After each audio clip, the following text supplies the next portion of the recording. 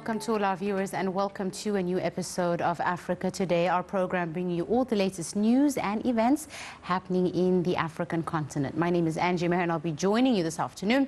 And as usual, we'll begin straight away with a look at some of the news making the headlines.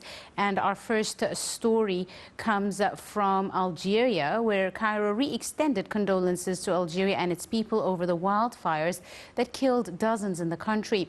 Algerian authorities estimate the number of deaths at around 90. We have more details in this report. The Foreign Ministry expressed condolences to Algeria over the country's wildfires crisis. In a phone call with Algerian Foreign Minister Ramtan Lamamra, Shukri expressed full solidarity with Algeria amid the wildfires that killed dozens and injured scores of people north of the country throughout the week.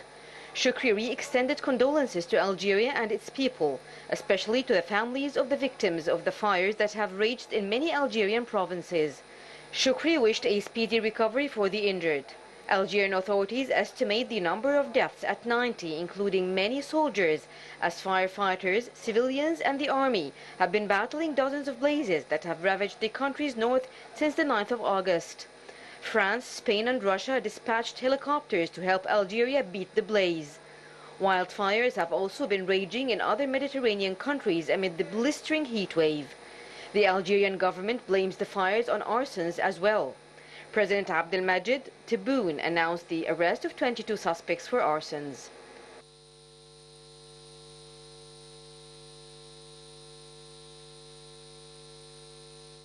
And continuing with our news, Johnson & Johnson has agreed to sell enough of its inexpensive single-shot vaccine to eventually inoculate a third of Africa's residents. The vaccine will be produced in part by a South African manufacturer. However, this has not happened. We have more details in this report. Johnson & Johnson is sending shots from South Africa to other parts of the world. African countries are waiting for most of doses they have ordered. Johnson & Johnson's COVID vaccine was supposed to be one of Africa's most important weapons against the coronavirus. The New Jersey-based company agreed to sell enough of its inexpensive single-shot vaccine to eventually inoculate a third of the continent's residents. And the vaccine would be produced in part by a South African manufacturer, raising hopes that those doses would quickly go to Africans. That has not happened. South Africa is still waiting to receive the overwhelming majority of the 31 million vaccine doses it ordered from Johnson & Johnson. It has administered only about 2 million Johnson & Johnson shots. That is a key reason that fewer than 7% of South Africans are fully vaccinated and that the country was devastated by the Delta variant. The Delta surge has touched off a vaccination rush across Africa that the slow trickle of donated doses cannot keep up with, compounding the continent's vaccine disadvantage compared with the rest of the world. The urgency to obtain a second dose across much of the world's least vaccinated continent contrasts sharply with rich countries now beginning to authorize third doses. And for our final news item, severe underfunding of Somalian humanitarian response has led to the reduced support for the population most in need. The statement was made by the International Rescue Committee. We have more details in this story. Somalia is facing the worst funding constraints seen in more than half a decade as the country confronts heightened conflict, increased displacement, as well as escalating food insecurity due to unreliable rainfall patterns and locust outbreaks. Without adequate funding for humanitarian organizations, those in need, especially the 2.9 million people who are displaced, cannot access crucial services such as food, education, water, sanitation, health, protection and shelter services. The International Rescue Committee, IRC, calls on the international community to support the Somali population and commit to fulfilling the unmet requirements of the Somalia Humanitarian Response Plan, which stands at only 30% funded. The UK, for example, has been an important donor for humanitarian response in Somalia. It is currently the second largest donor, however. Last year, the UK halved its contribution to Somalia at a time when the effects of COVID-19 devastated the country. Nearly half of the 5.9 million people in need of humanitarian assistance are displaced from their homes, and since January alone, more than 500,000 people have fled their homes, with 66% fleeing insecurity and elections-related violence. The IRC urged all parties to increase the food security, resilience, choice and dignity of the most vulnerable people through the distribution of humanitarian cash transfers.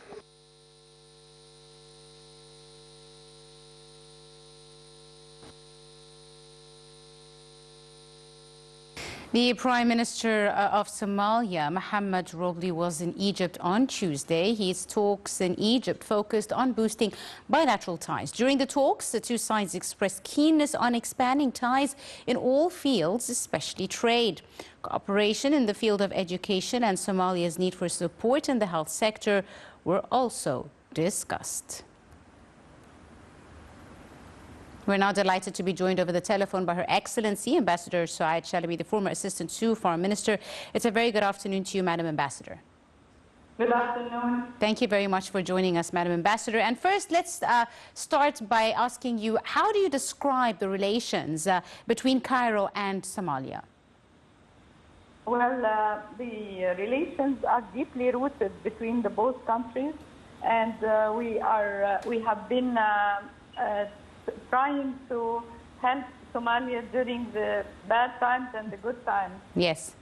Of course, as you know, that the Somalians are going into presidential elections in October, yes. Mm-hmm. and this visit is helping the Prime Minister and the whole of the Somalian government mm-hmm. to boost relations between Egypt and the new government, which will be elected in October. Yes. So the Prime Minister of Somalia has scheduled this visit in order to boost the relationship between Egypt and Somalia, and he has been met by President Sisi and the Prime Minister Madbouli, and of course both of them have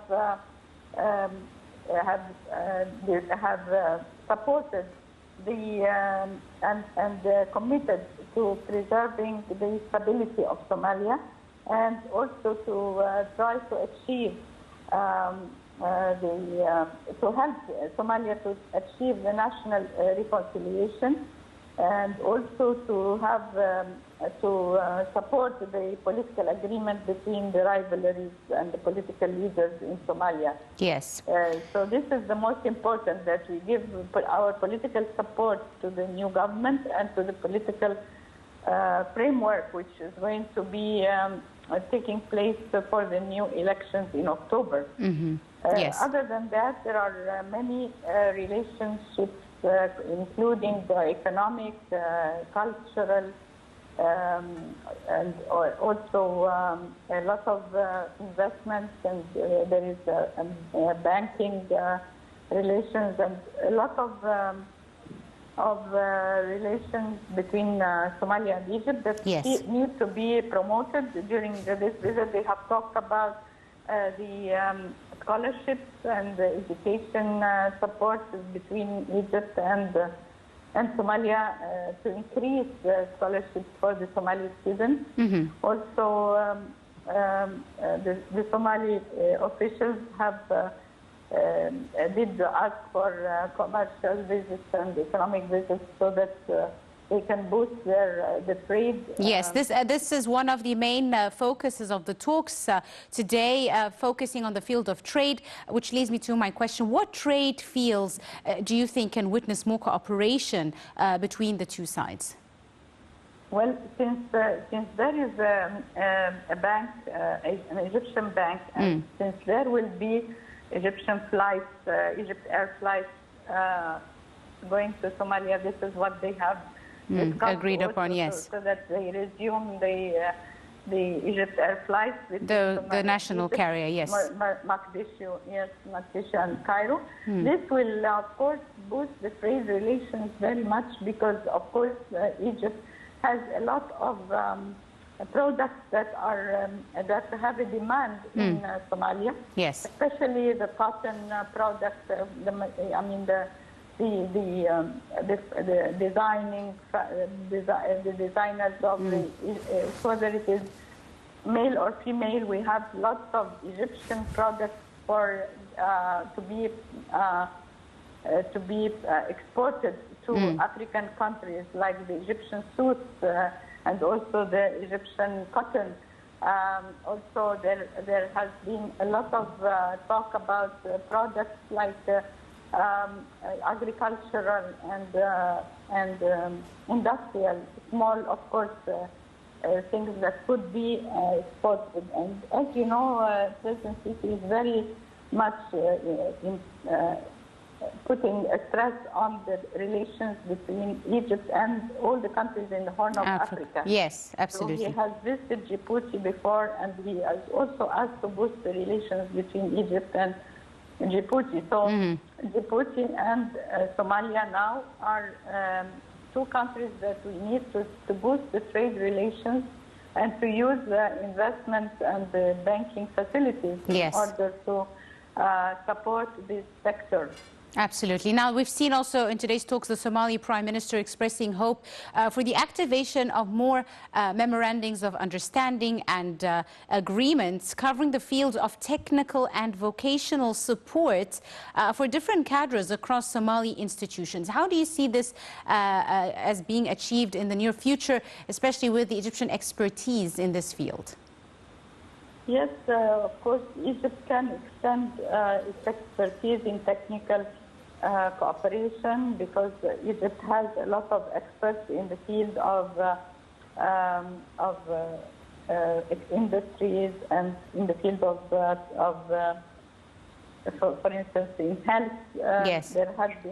There is a lot of importance to during COVID-19 that Egypt supports these countries by either offering the know-how of the vaccination or by treatment of the COVID-19.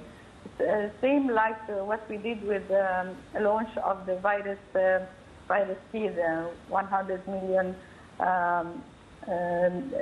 safe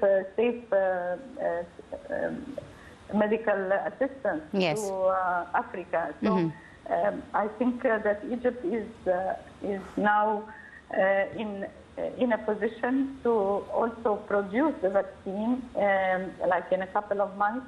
Maybe this will help export it to other countries and donate health technical know-how and donate vaccination to other African countries, because, as you know, there is unequal distribution of vaccination.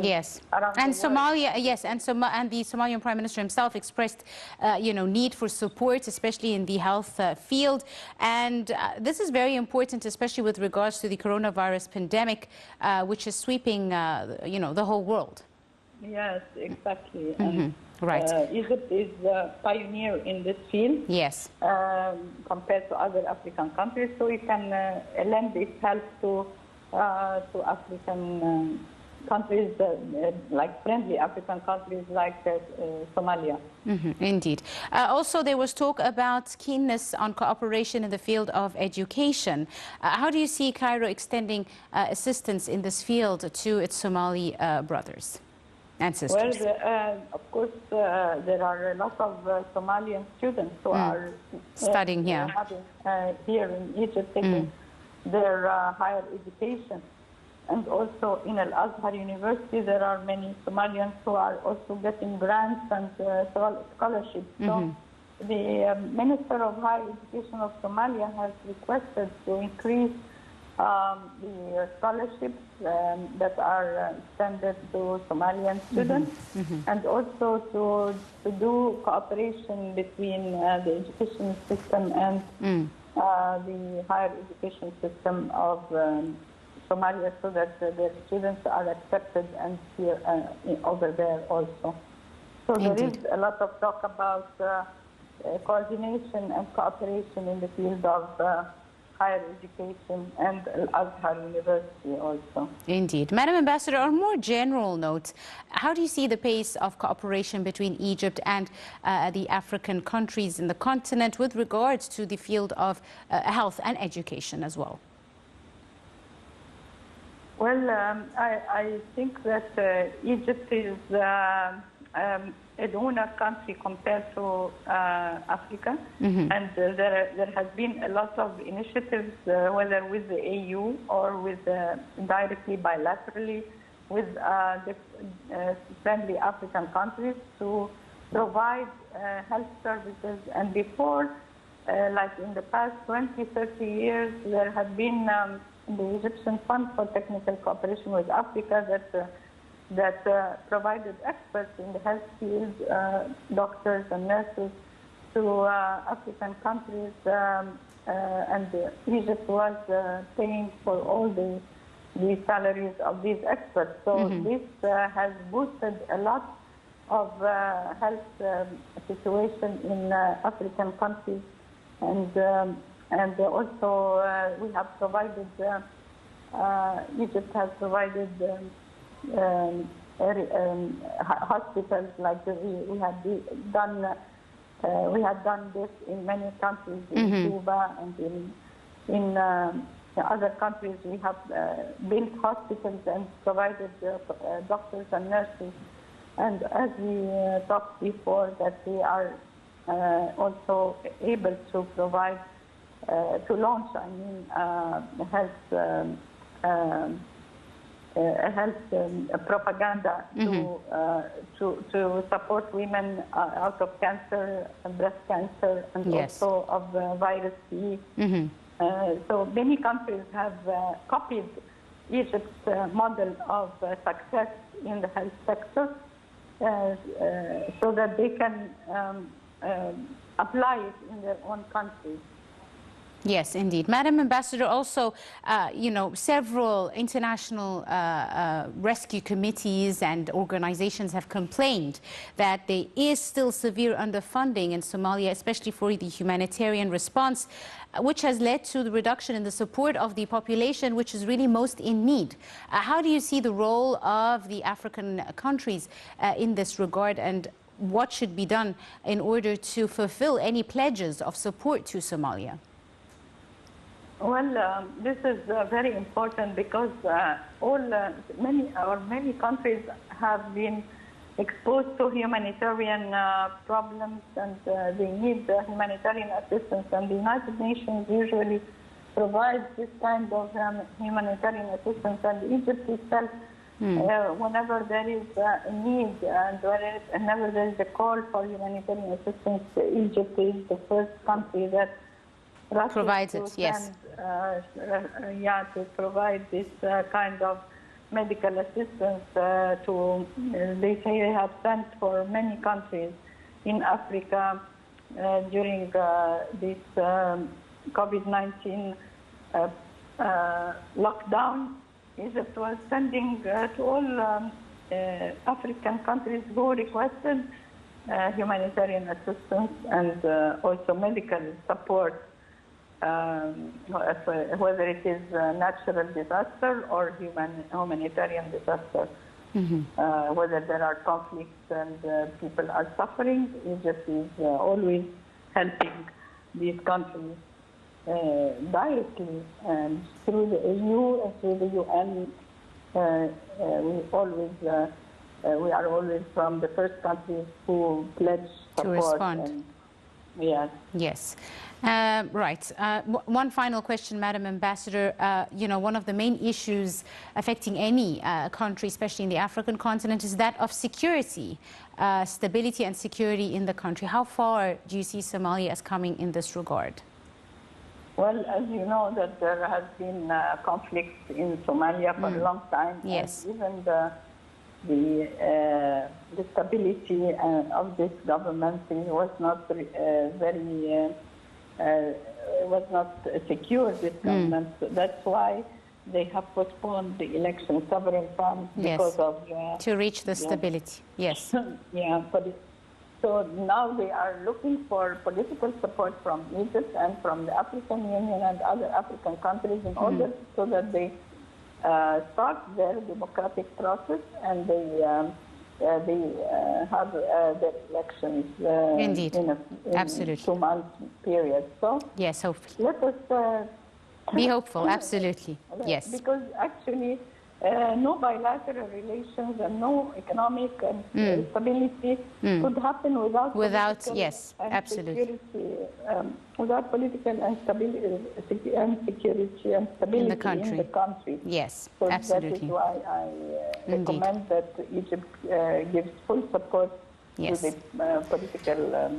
Indeed. I'd like to thank you very, very process. much indeed, Your Excellency, Ambassador Saad Chalabi, our former assistant to the Foreign Minister. Thank you so much, ma'am, for your time and your insight. And that's all the time we have for today's edition of Africa Today. My name is Angie Meher. Many thanks for watching.